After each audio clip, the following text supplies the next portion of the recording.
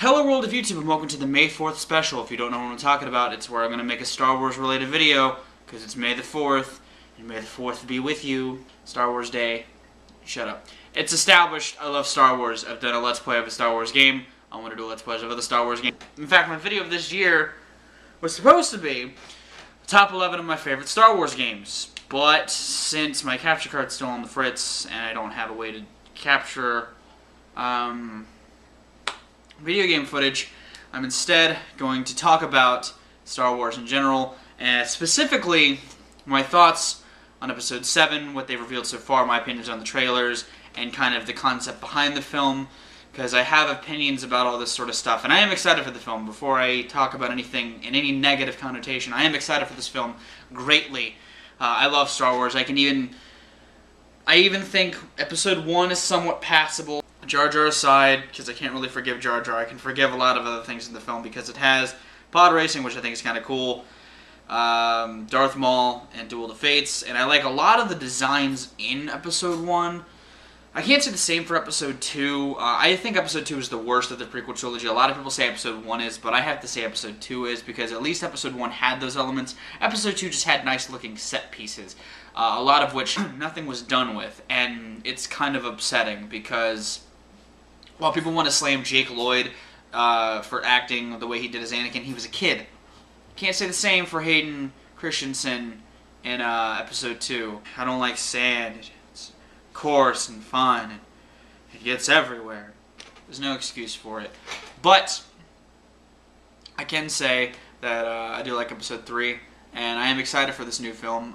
But I do have one huge grievance with it, and that's that they essentially said that all of the expanded universe outside of the films is null.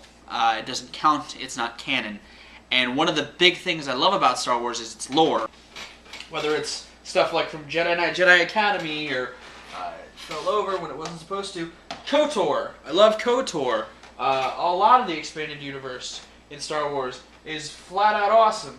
And they've said that if it's not in the movies or the Clone Wars TV series, it's not canon. And that kind of upsets me because Star Wars used to be like this rare gem. You could only watch it if you had it on a VHS. It was a very well-contained thing.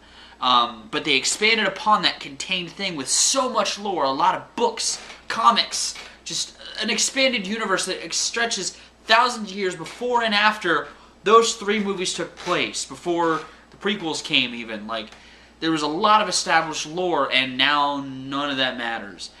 And that kind of upsets me. Does that detract from my excitement for the film? No. And have the trailers made me even more excited for the film? Yes.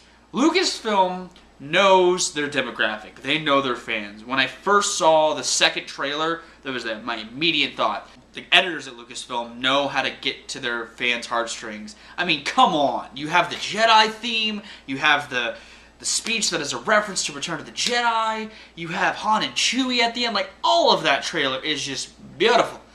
It's perfect cinema. That being said, it made me extremely excited for the film, to say the least. And one thing I am extremely excited about with this new film, even though it has nothing to do with the already established lore, is that it isn't being completely directly handled by Lucas. I adore George Lucas, don't get me wrong. I love Episode 4. I love that he's created this universe with which we all, as fans, gush about. But a lot of people agreed that he kind of botched the prequels a little bit with how it was written and how that was handled. So I'm excited that the reins are being kind of passed over to somebody new behind the camera that can hopefully give this film a little bit better direction. I like a lot of the shots in the trailers. They look very different from what George Lucas would have done, and that makes me extremely excited for it. I like that Abrams is handling it. I think that he did a great job with the Star Trek reboots. And what's funny is he's doing the Star Trek reboots, and while he's doing this new Star Wars, I feel like he should have said something to try to make the story fit with the canon, because it's science fiction. You can make anything happen. You know, that's why I love Doctor Who. They have such established lore, and while there's so many different canons you could follow, they all kind of make sense, whether it's expanded universe canon or canon just contained within the show. And with the Star Trek reboots, they kind of tied it in with the old universe, you know, in a sense, which was really nice for the fans. And if they just would have found a way to make it make sense, which I know they could have because they're smart people, it would have made the fans happy instead of just pissing us demographic of people off. My brother Kurt from the vlog is included in that. He's a huge Star Wars fan, and he's not excited for Episode 7 because it has nothing to do with the canon that's been established already. So, there you go. But yeah, I just wanted to gush about Episode 7 because I'm really excited for it. I've seen the two trailers. I've been following the movie relatively closely because I love Star Wars. I saw the original trilogy in theaters, or not the original. I saw the prequel trilogy in theaters, and I had the original trilogy on VHS. I used to binge watch it when I was a kid. I was someone who was fortunate enough to have the VHSs and I could watch it whenever I want. I haven't seen the movies. I haven't seen the original trilogy, and I want to say at least a decade, and I can still, all of that is like imprinted in my brain because I started watching it, binge watching it at such a young age. So, yeah. If it wasn't for Star Wars, I probably wouldn't have as much of a love of science fiction as I do because it's just such a great franchise. There's so many great characters. Again, there's so much lore. Whether you want to follow just the film canon or not, there's so much lore in these films that is just in this universe that is awesome.